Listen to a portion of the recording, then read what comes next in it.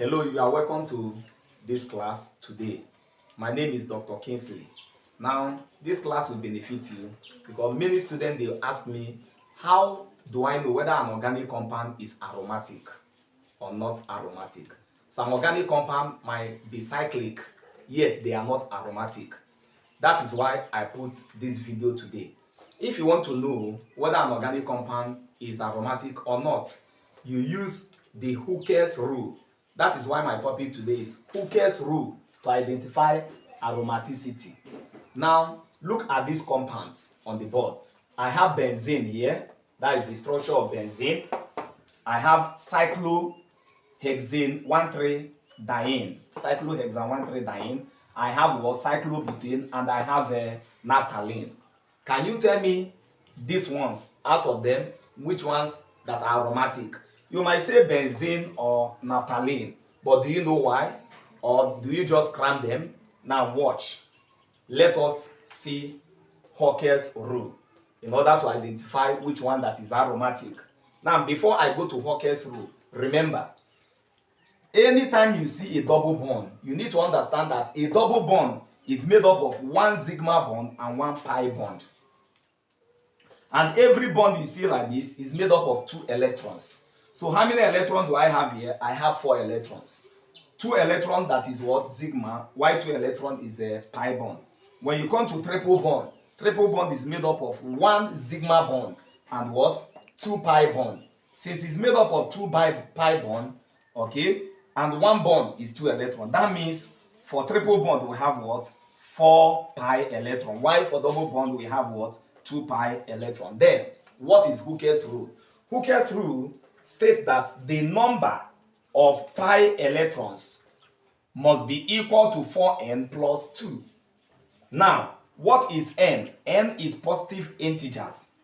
Positive integers are numbers from 0, 1, 2, 3, and so on and so forth.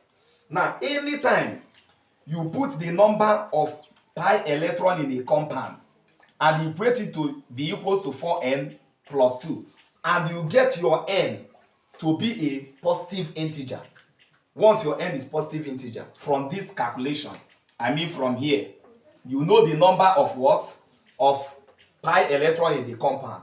You equate it to 4 plus 2n, and you get your n to be a positive integer, any number like this. Then that organic compound is what? Is a aromatic organic compound. Now let us look at this. This structure I see here is what? Benzene. Remember, one double bond contains what? How many electrons? 2 electrons.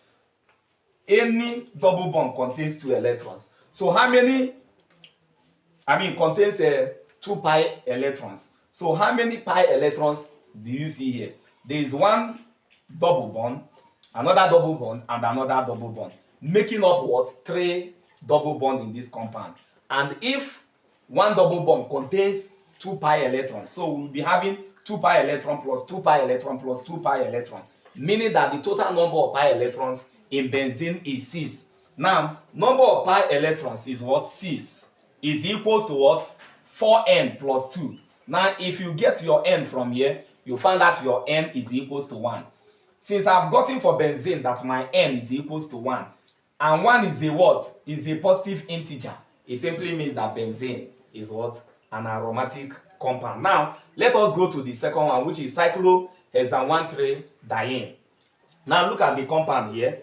You find out that what? The number of pi electron here is, remember again, that one double bond contains 2 pi electrons. So we have 2 pi electrons, 2 pi electrons, which is 4 pi electrons. Number of what?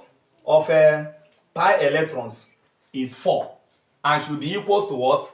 4n plus 2. Then if you make n the subject of formula, your n will be equals to 1 over 2. 1 over 2 is not among what?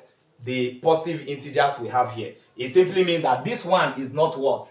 It is not an aromatic compound. I want you to try for this and this, please. So for an organic compound to be aromatic, number 1, it must obey Huckel's rule. Number 2, it must be cyclic organic compound. Number 3, it must be planar in geometry. Planar in that it must be a flat molecule. Then also it must be fully conjugated. One, it must obey Hooke's rule. Number two, it must be cyclic. Number three, it must be planar. That is flat molecules. Then number four, it must be fully conjugated. Fully conjugated means that the uh, the double bond will be alternating. That is, we must be having double bond, single bond, double bond, single bond, double bond in that order.